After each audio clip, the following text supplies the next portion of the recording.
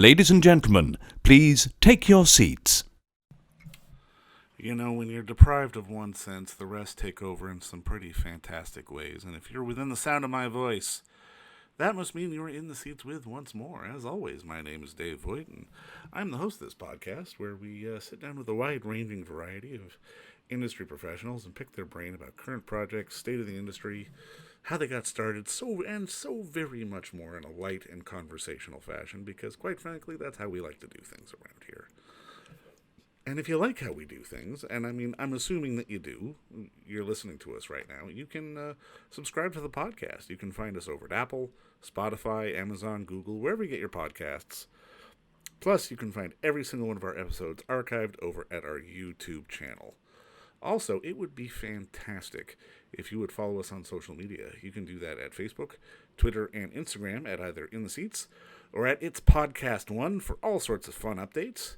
And finally, and I do dare say most importantly, please give us a visit over at In the Seats, intheseats.ca, for all the latest and greatest movie news, reviews from the world of film, entertainment, television, festivals, basically anything the moving image has to offer, because we love writing about it, and we love it when you read about it. So please come on by and pay us a visit for all sorts of fun coverage, including hot dogs coverage, which is going on as we speak until May 9th. And we got a good one on this one because we're getting into a little bit of a short documentary, but it's going to be one that's going to be debuting on Netflix this coming June. We don't have an exact date yet, but it's going to be hitting pretty soon. It's from director Matt Ogens, and it's called Audible.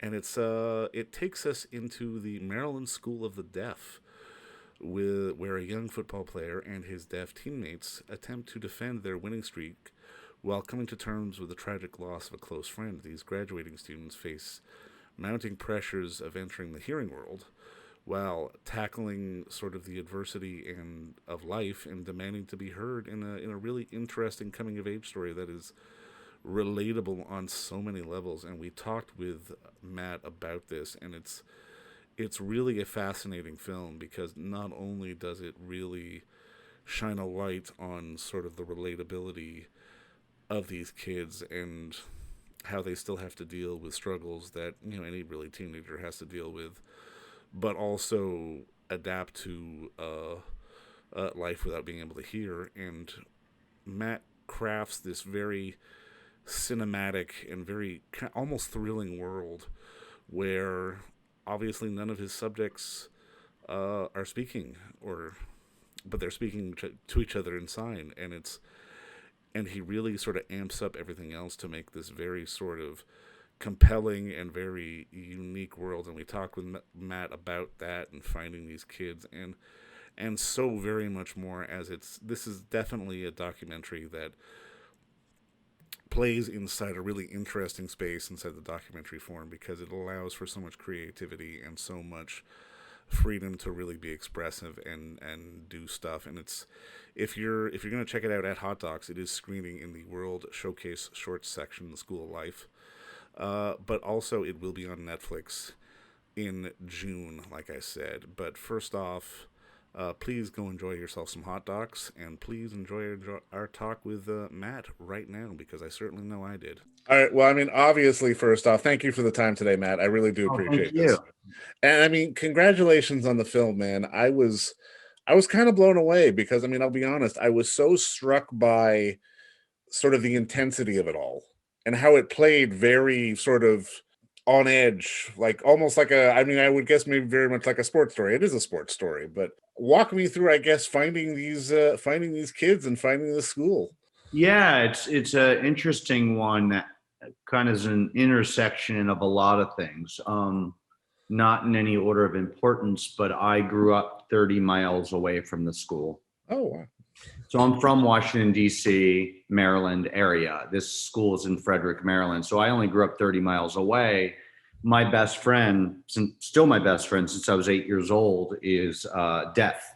Didn't go to the school, but I knew of the deaf culture through him. And then the third thing is I also direct commercials. And 10 years ago, my first year of directing commercials, I did a series, kind of like a Friday Night Lights for a brand on several high school football teams, and this was one of them. And I stayed in touch with the school because I always wanted to do a bigger story because I had all these different connections to it. And the timing worked out when it worked out 10 years later. And I'm glad it happened when it happened, because I think the characters that we stumbled upon in this season, I think, were great characters to follow. No, for sure. And I mean, while it has that sort of universality of being a sports story and sort of fitting into some of those archetypes, I love, like I was saying previously, just the intensity of the film. And I mean, can you talk a little bit about, because while they obviously these kids are talking, but they still have a voice, and you had to be very sort of conscious of amplifying their voice in a very distinct way. Yeah, I mean, isn't that what the film is about in a way? Is that they're not silent, as they will tell you. They're noisy, and we wanted to amplify that. And I knew going in always for 10 years that I wanted to make the film an immersive experience and not an observational experience. Meaning it's not me observing a world, rather it's I wanted to try to make it from their point of view and from a teenager's point of view, whether you're deaf or not.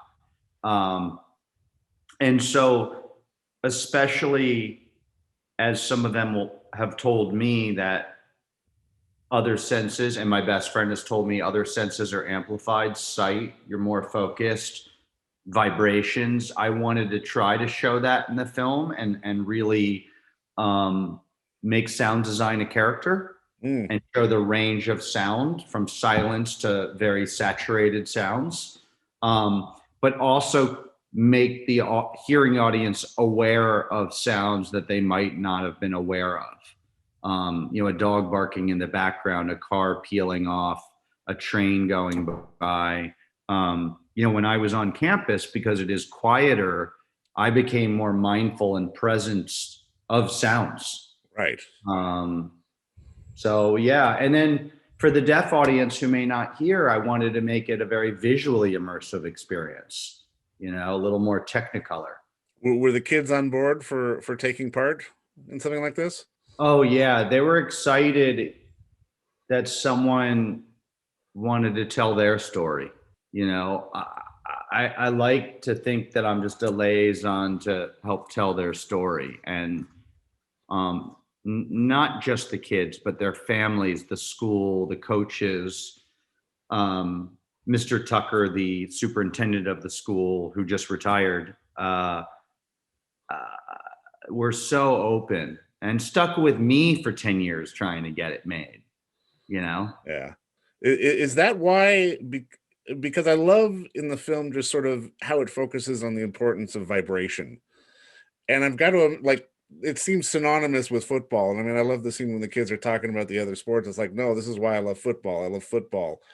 How important was it for you to sort of create an environment where, I guess, hearing audiences can understand sort of the sensation of feeling sound as opposed to hearing it?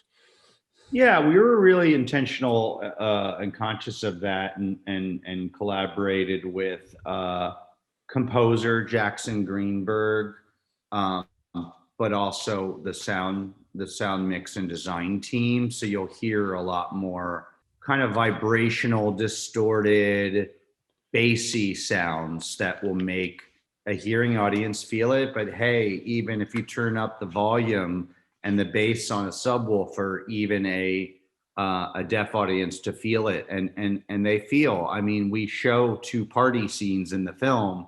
They're listening to the same music as anyone else with a lot of bass, and they're dancing as good or better than us. But yeah, man, Derek Vanderhorst, the sound designer, and Eric Norris and his team, Jackson Greenberg, the composer, I would say, that's important in any film, but it was really important in this one. Now, I mean, going through your CV, this isn't the only sports movie you've done. You've done a few others, and I'm kind of curious, what is it about sort of the sports tale, as it were, that allows for such an easy bridge to understand about different people, because it just felt like the perfect bridge to really sort of get sort of the headspace that these kids were in, because at the end of the day they're still teenagers and they're still going through stuff that normal teenagers do, but they're deaf. Yeah. I mean, I don't just do sports films. I try to just find a theme or a topic, a universal human theme, and then tell individual human stories through that. And so this film is about giving a voice to a community, and it's about acceptance. It just so happens that the vehicle to tell it through is sports. It's the hook, right? And I think sports, two things. One, it gives it a narrative arc. Yeah. And what I mean by that is there's a season, right? So it gives it that story arc, a beginning, middle, and end on the surface through which to explore a bigger, deeper human story. But also, sports is a great metaphor for life, whether it's a game or a season, and the ups and downs, emotionally, physically, mirrors life a lot. But I'm always trying to transcend sports. You'll get the sports audience is getting the non-sports audience, because I don't think this is a sports film, although it is on the surface. Right.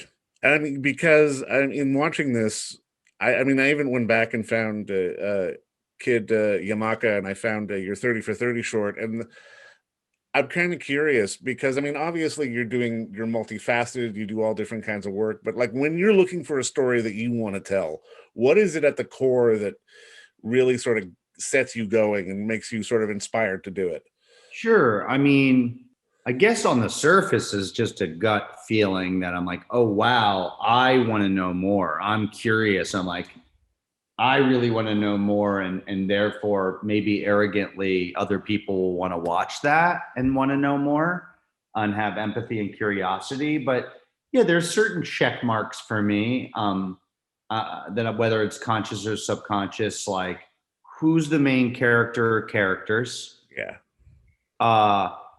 Is there a story, a narrative arc, rather than just a profile of that person? Is it a unique, unexpected world? Is there something unique and unexpected that happens? Do I want to know more? For sure. No. No, I mean, I'm curious, especially from the general public standpoint. Short film tends to get a bit of a short thrift, but I mean, places like ESPN, places like Netflix are making space for it. And I'm kind of curious from your perspective, how important is it that short film is seemingly carving out a distinct little space in the streaming world right now? I mean, I don't separate something because of running time. Okay. For me, it's a film, and a film can be 5 minutes or it can be 2 hours. And, certainly there is more, and I don't say this negatively, more of a business in the feature or series world, because people are going to pay more to watch that, right? So I get that, the art and commerce of it. I would say that, but for me, a story is a story. It's why I do commercials too. This story fits into this running time well, but I am glad to see that people are more. There is more of a market for short films and short documentaries, because, it allows people to watch it at work too, and during the day and in the evening. And that's nice. So in some ways, there's a bigger audience, I think, for shorts, in our sort of ADD world. And yeah, so I love it. You can get one in over lunch. Why not, eh? Yeah, and I can tell stories and not always spend 2-3 years making them. For sure. Now, I'm curious for you, like thinking back, was there a specific story or like a film or a moment in your life that you can sort of pinpoint as the pivot that got you sort of started into the business? I actually didn't go to film school. I went to business school. I went to college in New Orleans, and I went to business school because I thought that's what you're supposed to do. I didn't know you could make a living in the arts. I didn't come from that place. And I I was working actually on Wall Street during the summers, and worked in the World Trade Center before 9/11. Oh, wow. And it just didn't feel like me. And then I started seeing films that weren't just the big Star Wars films, that I'm like, oh, that's grittier and darker and real. And I connect with that on an emotional level. And they're by filmmakers, not always from LA or New York. And I'm like, I want to just, no one told me to do it. I kind of made it up and just said I wanted to be a filmmaker. And one night I was in New Orleans and I got mugged. I got held up at gunpoint. And at the time, it was like the murder capital of the country in New Orleans.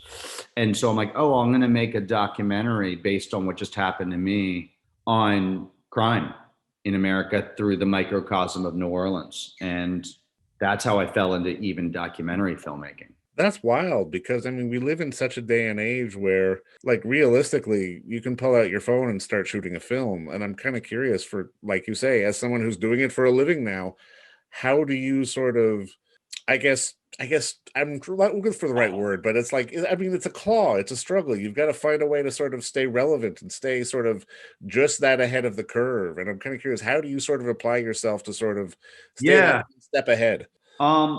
Just find great stories and tell them well. I mean, I always tell people, like, maybe I was taught by my father, it's just a work ethic. Like, I don't wait for work. I'm making something. I'm putting it on my credit card. I'm getting friends together. I don't have to as much now, but whether it's a short something, you know what I mean? Like, make stuff.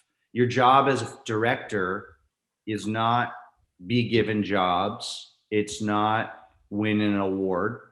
It's not win an Oscar. It's to create and tell stories. So if that's your job description, go do that.